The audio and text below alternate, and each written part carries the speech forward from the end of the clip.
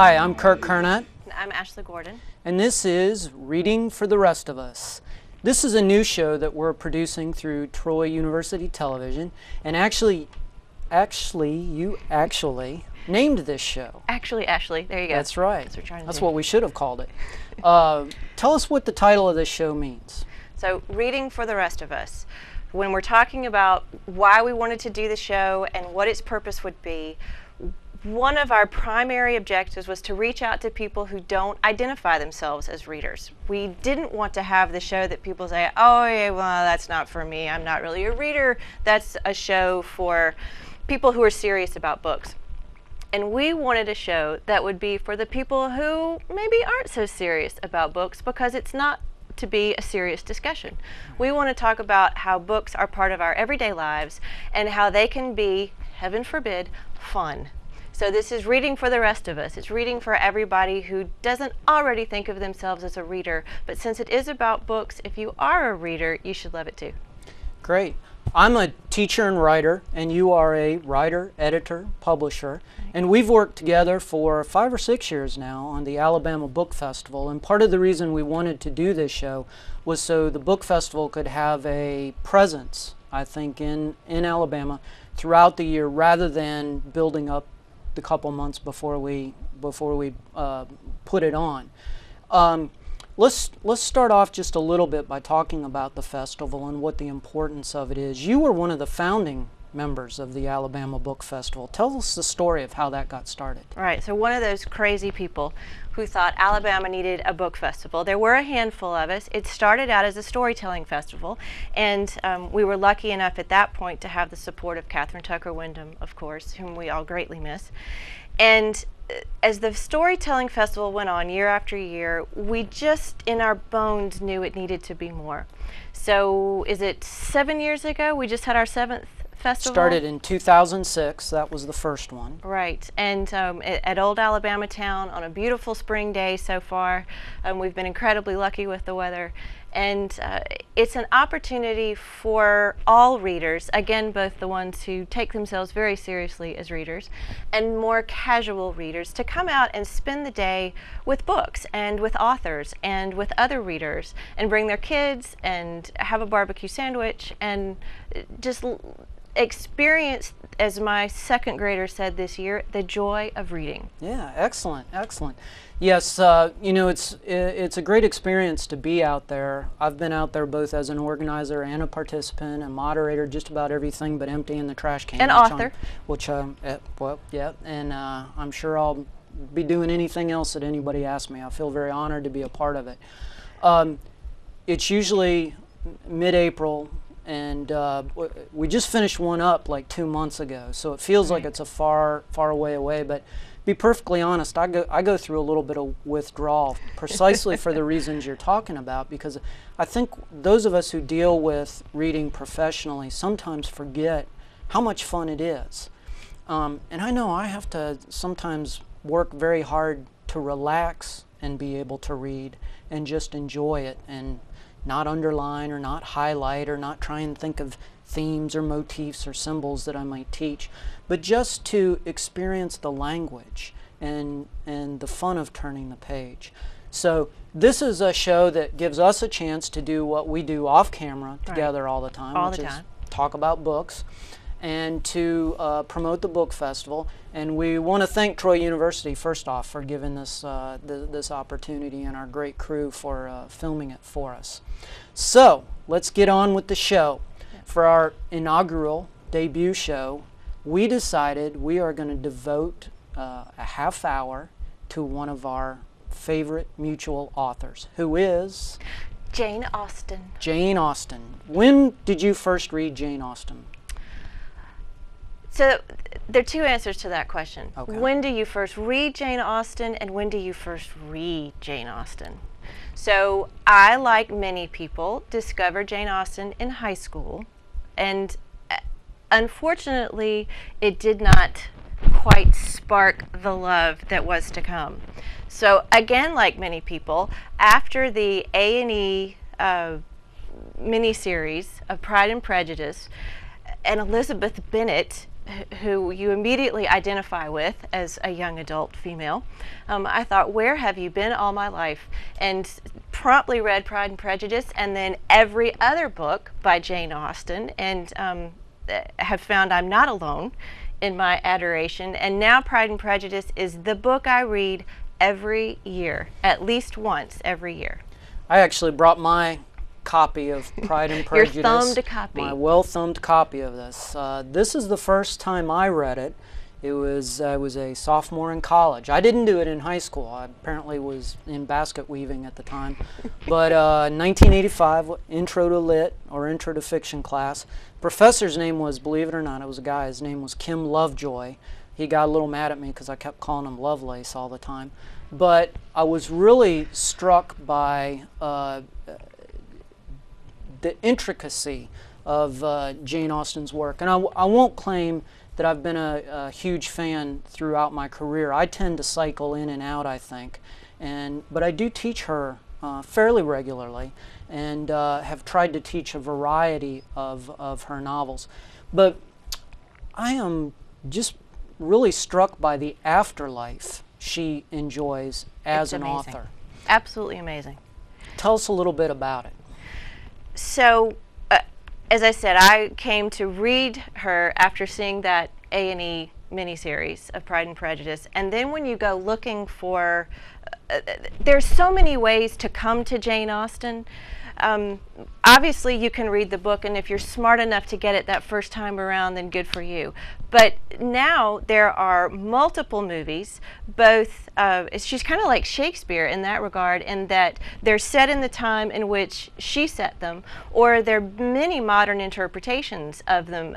Bridget Jones' Diary is one of them, where it sort of takes the story of Elizabeth Bennet and Darcy and transports it to a modern environment. So there are lots of movies that have been made, both being very very loyal to the story, and then more modern interpretations. One I was thinking of, and I remember seeing this movie and then hearing it was based on a Jane Austen story and thinking, wow, I would never have gotten that if they hadn't told me. It was Clueless. Remember that movie? Yeah, it's Emma. Yeah, in the what was that, the mid-90s? And that movie created its own sort of fan base. Right.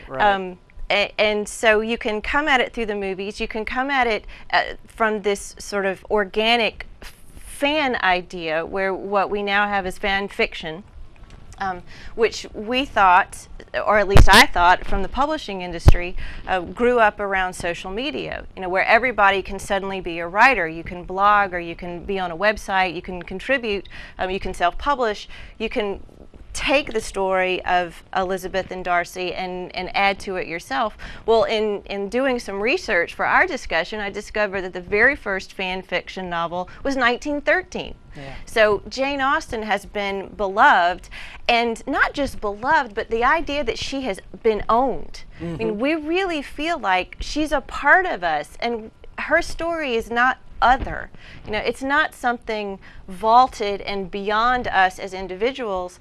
She's ours, and we get to take that story and run with it, essentially. What do you think the appeal is, in a nutshell?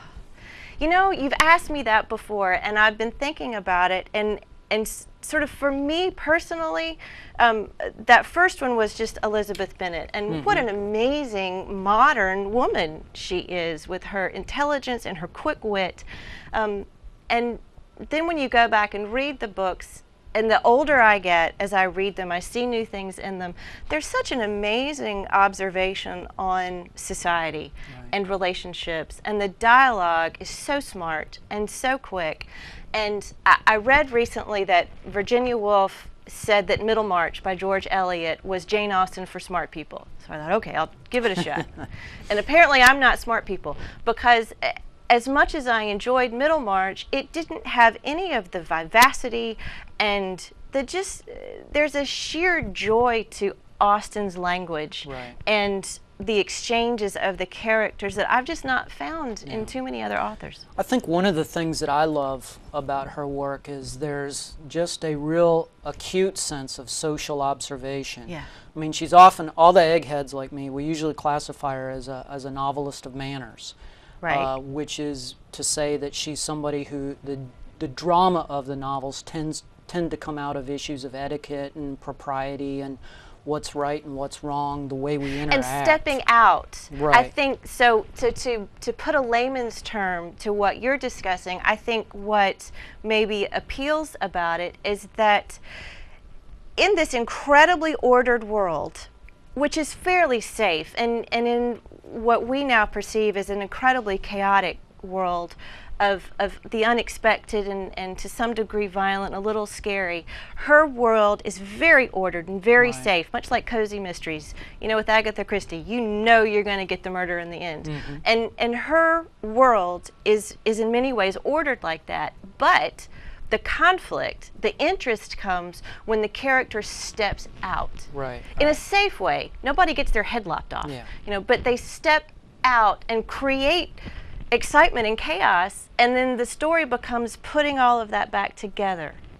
Yeah, exactly. And I think one other thing that I think we really love about Austen is she's funny. She's I funny. mean, there is a very, you were talking about the modern elements of her. There is a wit and a sort of sarcasm. It's Yeah. not a. It's not snark. Right. Exactly. It's not snarky, but it is witty, and it sort of critiques the what's wrong in society. But it doesn't say, let's blow up the rules and No. let's have anarchy, let's have chaos, and everybody just do what you want. But she does point out the ridiculous. Right. She is brilliant at identifying the ridiculous, but not necessarily acting in judgment.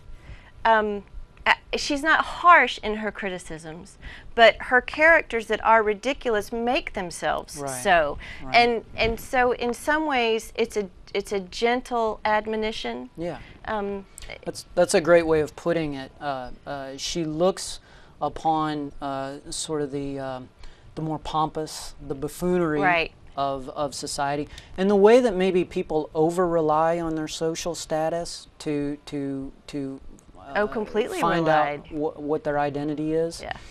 Which people do now. Yeah, and I exactly. think, again, sort of drawing the correlation to Shakespeare, in you can take Clueless and sort of the same elements. You can take Bridget Jones' Diary and the same elements from Pride and Prejudice. People haven't really changed all that much. We're not wearing dresses down to our ankles unless it's a maxi dress. Right. In that case, we are.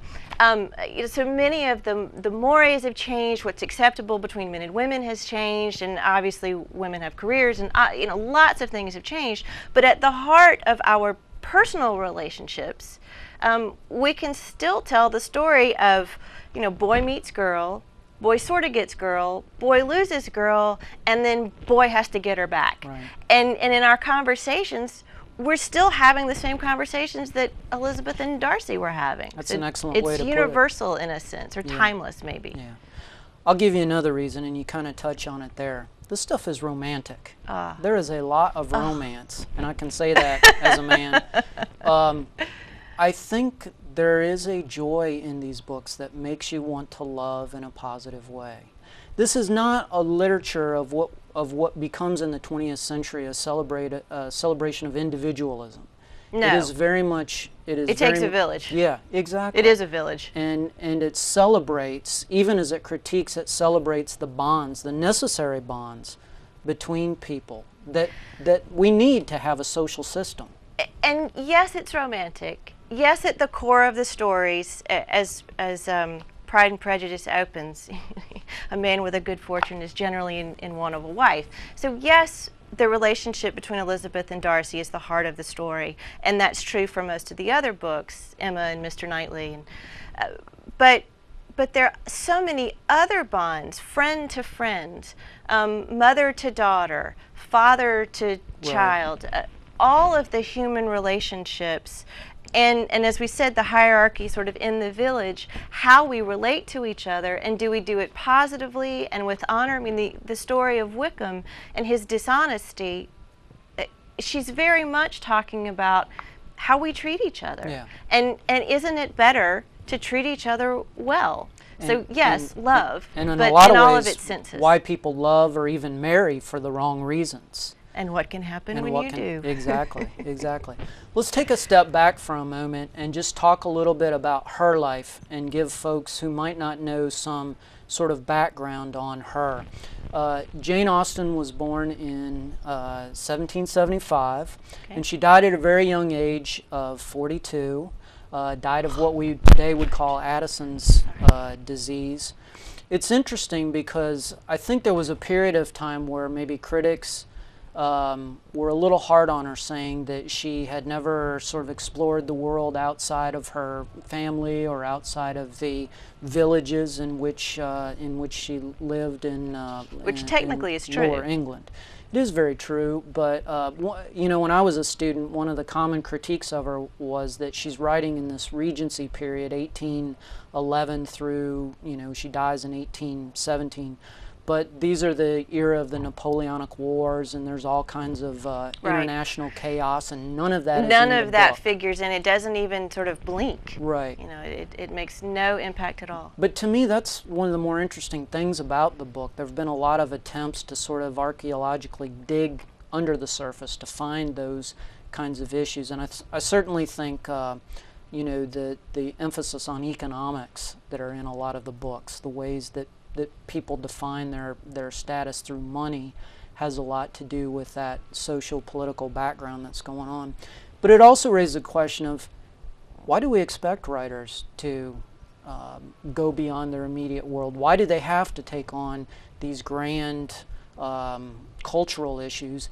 Let's write about family. Let's write about intimacy or the everyday. Well, not to get gender politics into it, Sure. but she's writing about a woman's world and Right. a woman's perspective, which was the one that she held. And traditionally, the great writers are the men, Yeah. and they're writing about the things that are their preoccupations, which are war. Right. She was writing about the preoccupations, to be fair, of all of us, who we will love and who we'll spend the rest of our life with, and how we'll raise our children. Right. And so I guess to some degree, from a critical perspective, those could be considered small preoccupations. But to gird the earlier point that we were making, they are universal preoccupations. The point I would want to stress as well is that Jane Austen is not chick lit.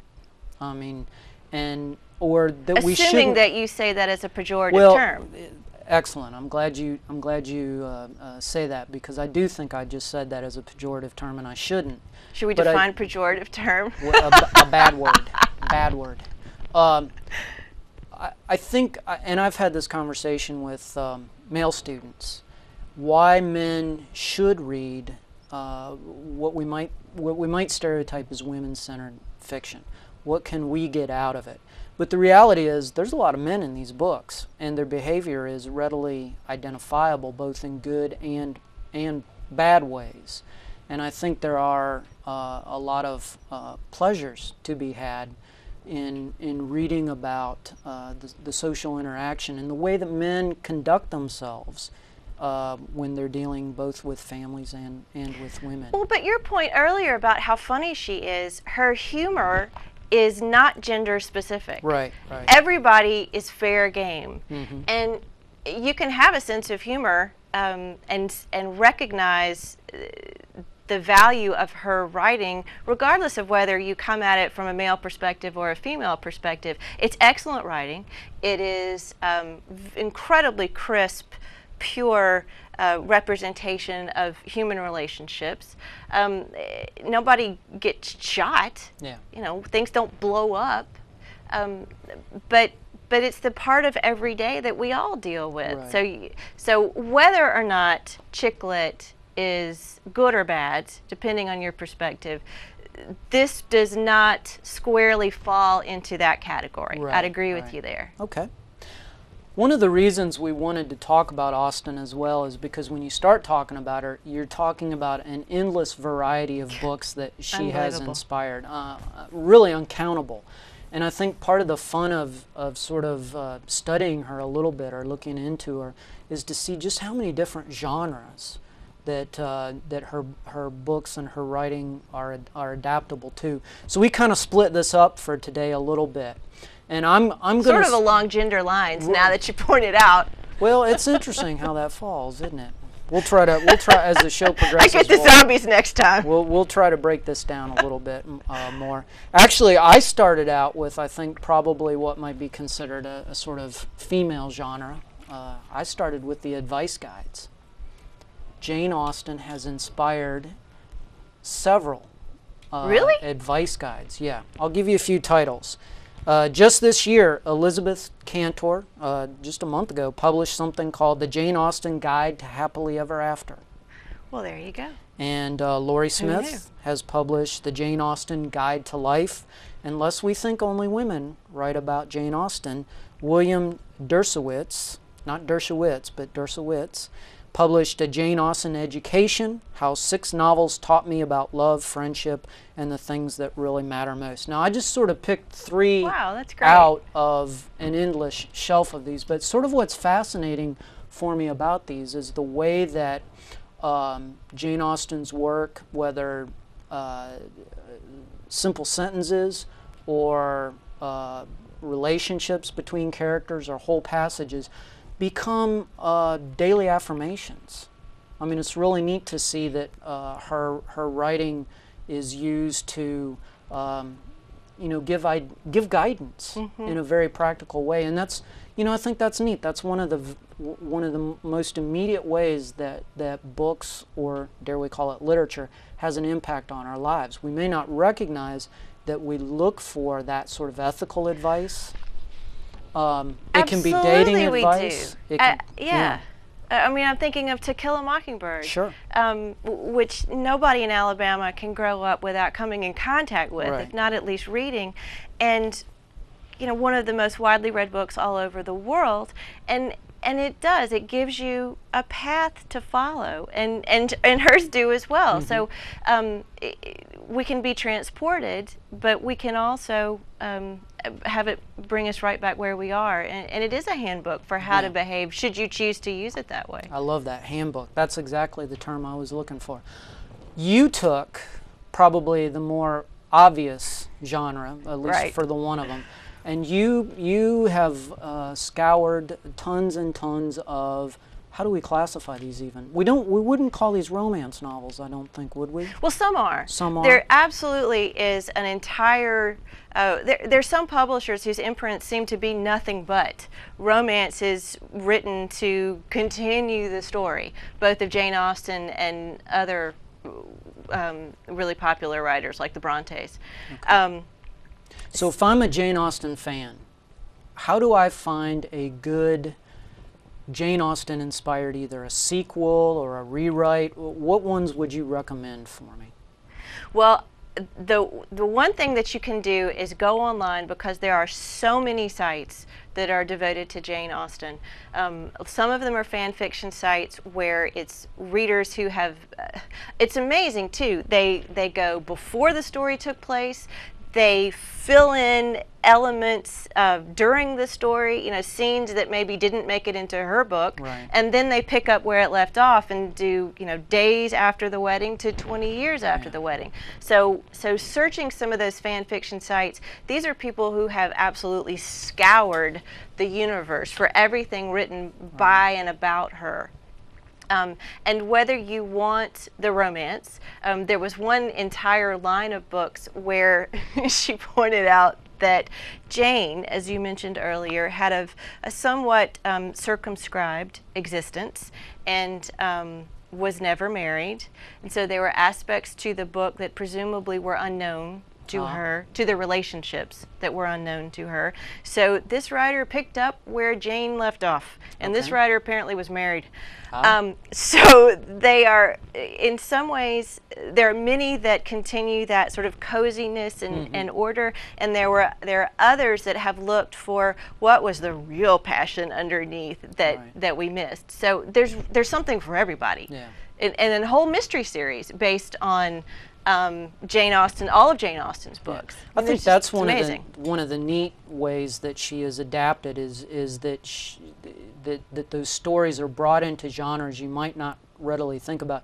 I know you're a big P.D. James fan, and she has my heart. She just came out with a sort of Pride and Prejudice inspired novel. Tell us a little bit about it. Okay. Well, I have it. See, I can do my Vanna bit here. So, P.D. James, who is an incredibly successful mystery writer, most people will know her Adam Dalgleish character, is a huge Jane Austen fan and has been for apparently since she was quite young, like most of us. And so she's in her 80s. She has 8 or maybe pushing 90. She has 8 grandchildren. And so she took it upon herself to write a sequel to Pride and Prejudice that is also a murder mystery.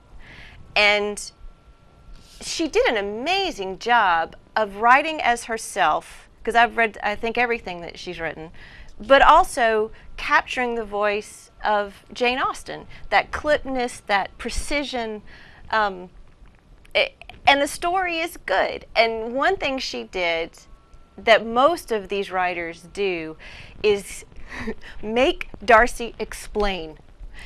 It's so many of them that I was reading through, they almost all do it, where we want to know why you were such a jerk. Yeah. And he justifies himself. So I think a lot of this is motivated by unsettled emotion.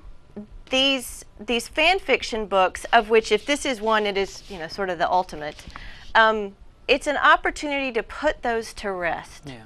So we get to poke Darcy and make him behave. It feels good. There's a sort of notorious poking of these characters, and this was the other genre that I took on. Yeah, this is yours. This is actually a fascinating sort of genre that's come up. They call it the mashup, the literary mashup. Right. And I'm thinking in particular of Pride and Prejudice and Zombies, which came out about 3 years ago. And this is where you take the novels as Jane Austen wrote them. Right, the actual text, the actual right? text. Okay. But you stitch in zombie flesh-eating episodes, and it's insane. I will say this: it's a fun read. Followed by a couple sequels. There was Sensibility and Sea Monsters, and Mansfield Park and Mummies. I will say this: they're fun, and they're kind of novelty books. I don't know that they necessarily reward rereading in the way that I think P.D. James probably does. There's sometimes where I think maybe these books try to cash in a little too much on the notoriety of an author like Jane Austen.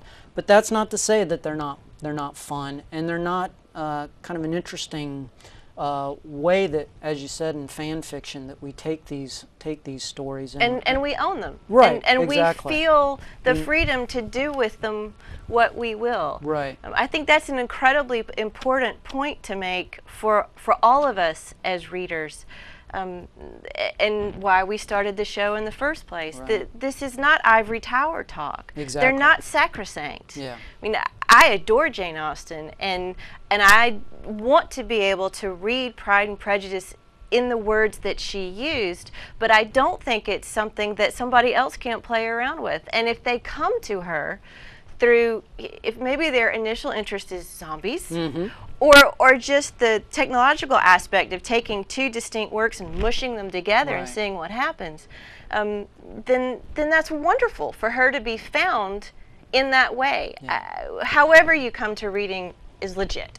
There are tons of people who have read Jane Austen because of Pride and Prejudice and Zombies that probably wouldn't have read her never would have found her before that. otherwise. And that's always a great thing. It's a great We are out of time. That is our inaugural show. That was great. And I've had a blast talking about Jane Austen. So I want to thank Ashley for being part of this show, and I want to thank our crew here at Troy University. We will be back at some point in the future with another theme-related show. Until then, enjoy a good book.